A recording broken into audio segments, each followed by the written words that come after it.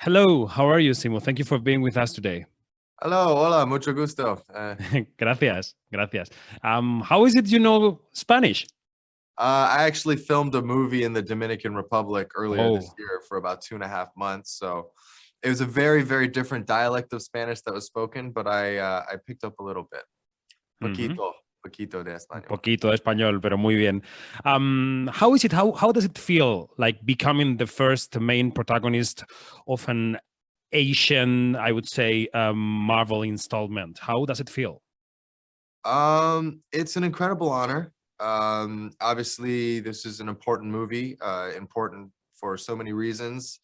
Representation, culture, and so many more. I mean, the fact that kids growing up will see a superhero that looks slightly different, and for some people will look like themselves, reflected in a way that they've never seen, I think is extremely meaningful. I'm excited for audiences all over the world to watch this movie that really truly is for everybody. And exciting to be a part of a growing movement in Hollywood and in media and show business to diversify and to tell more colorful stories. So there was, would you say, an extra responsibility to not to mess it up? I mean, like this was really important. I would say it's very important. Yeah, I don't know. I don't know how much of that pressure kind of made its way onto set. I feel like we did our best to focus on what we were doing, which was to make a good movie. And sometimes, in order to do that, you have to be loose. You have to be willing to play and to improv and to laugh and to fail.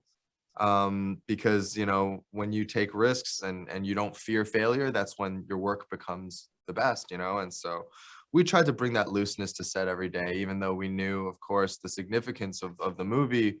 We Mhm. tried not to let that kind of interfere too much with making it the best that it possibly could be. Hmm. And Yeah. what does the movie mean to your acting career? Because when you join the MCU, you become instantly famous, I would say, all over the world, and you never know how many movies would you end up doing. So it's a turning point, right? Yeah, anywhere between 1 and 20, hopefully 20. I'll be 85. I'll be 85 years old and still running around, hopefully.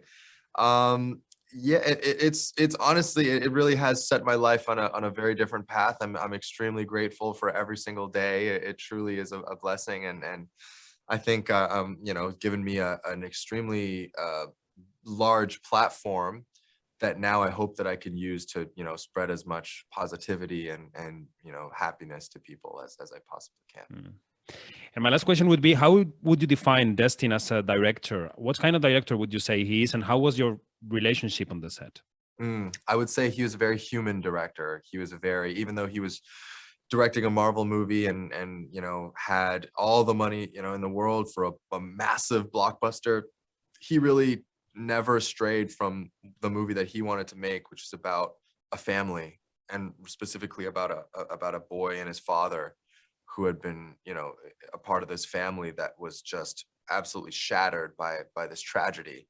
And I think working under that environment, it was so fantastic because every day we were working on a superhero film. Sometimes it makes you want to do superhero things, makes you want to walk around a certain way, right? You puff your chest out, and Destin would always be like, what are you doing?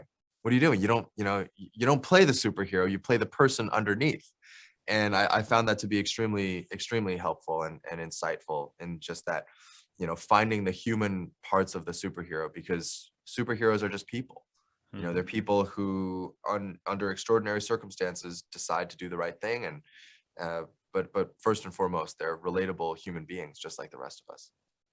Okay, I think our time is up. Thank you very much, Simu. Thank you very much for being with us.